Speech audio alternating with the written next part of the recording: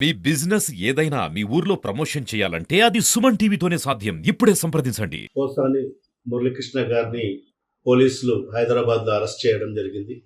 నిజంగా ఆంధ్ర రాష్ట్రంలో ఈరోజు రెడ్ బుక్ పరిపాలన కొనసాగుతుంది. దానికి నిదర్శనమే హఠాత్తుగా పోసాని మురళీకృష్ణ గారిని పోలీసులు అరెస్ట్ చేయడము. మరి ఆ పోలీసులు ఆ వీడియోలు కూడా వైరల్ అవుతున్నాయి.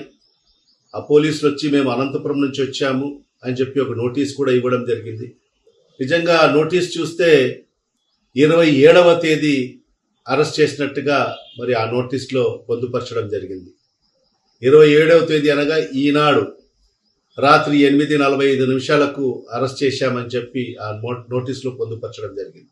మరి ఇలాంటి చర్యలు కేవలం ఈ కూటమి ప్రభుత్వంలోనే జరుగుతాయని చెప్పి కూడా దీనికి నిదర్శనం. తీరా అది చూస్తే ఆ నోటీసులో చూస్తే మరి సంబేపల్లికి సంబంధించి మరి అన్నమయ్య జిల్లాకు సంబంధించిన పోలీసులు మరి ఆయనకు అరెస్ట్ చేయడం నిజంగా చాలా బాధాకరమైన విషయము, చాలా దుర్మార్గం అని చెప్పి కూడా ఈ సందర్భంగా తెలియజేసుకుంటున్నాను.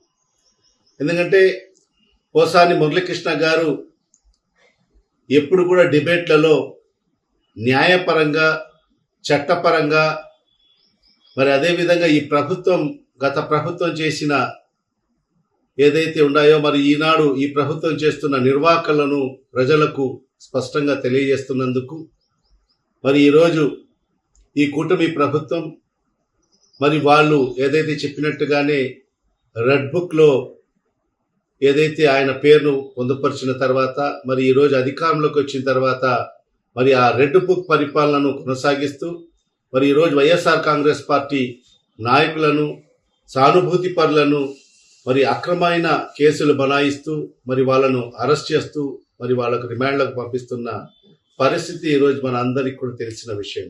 కేవలం వైఎస్ఆర్ కాంగ్రెస్ పార్టీ నాయకులను మరి ఇబ్బందులు పెట్టడము, ఆర్థికంగా అన్ని రకాలుగా వాళ్ళకు ఇబ్బంది పెట్టడము, మరి అదేవిధంగా వాళ్ళ మీద అక్రమ కేసులు బనాయించి మరి వాళ్లకు రిమాండ్కు పంపించడం తప్ప మీరు ఈ 9 నెలల కాలంలో చేసింది శూన్యం.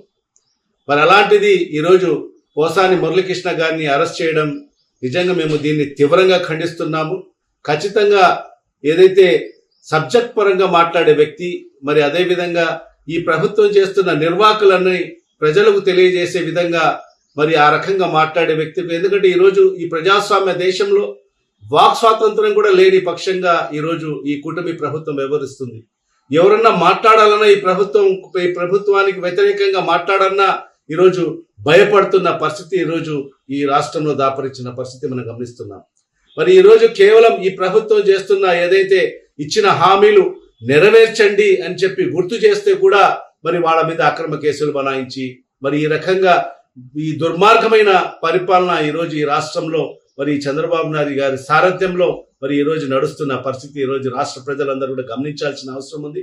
మరి ఈరోజు మేమందరం కూడా ఒకటే చెప్తున్నాం, మీరు ఎన్ని కేసులు పెట్టుకున్నా కూడా వైఎస్ఆర్ కాంగ్రెస్ పార్టీ సానుభూతి పరులు కానీ నాయకులు కానీ ఎవరు కూడా మరి భయపడే పరిస్థితి లేదు.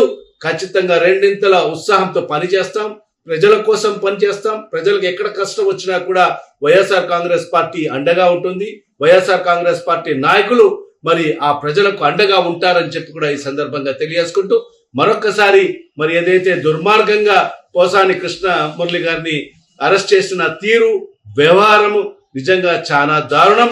మేము దీన్ని పూర్తిగా ఖండిస్తున్నాం.